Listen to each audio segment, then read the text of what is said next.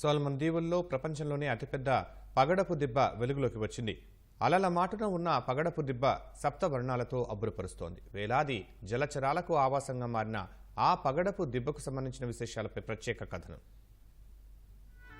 Pacific మహాసముద్రంలోని Solomon దీవుల్లో ప్రపంచంలోనే అతిపెద్ద పగడపు దిబ్బను పరిశోధకులు కనుగొన్నారు. అది 32 మీటర్ల పొడవు, 34 మీటర్ల వెడల్పుతో విస్తరించి ఉంది.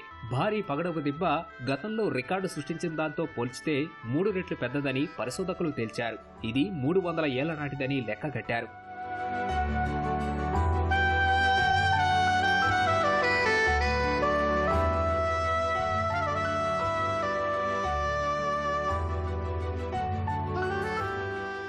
అలల కింద దాగిన పగడపు దిబ్బ ఎక్కువ భాగం గోధుమ రంగులో ఉంది.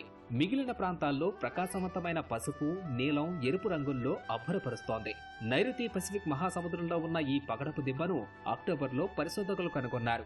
100 ఏళ్ల నుంచి పెరుగుతూ వచ్చినట్లు వెల్లడించారు. పవోనా క్లావస్ అనే జాతికి చెందిన ఈ పగడపు దిబ్బ నాచుతో నిండి చేపలు, పీతలు సహా ఎన్నో రకాల జలచరాలకు ఆవాసంగా ఉన్నట్లు తెలిపారు.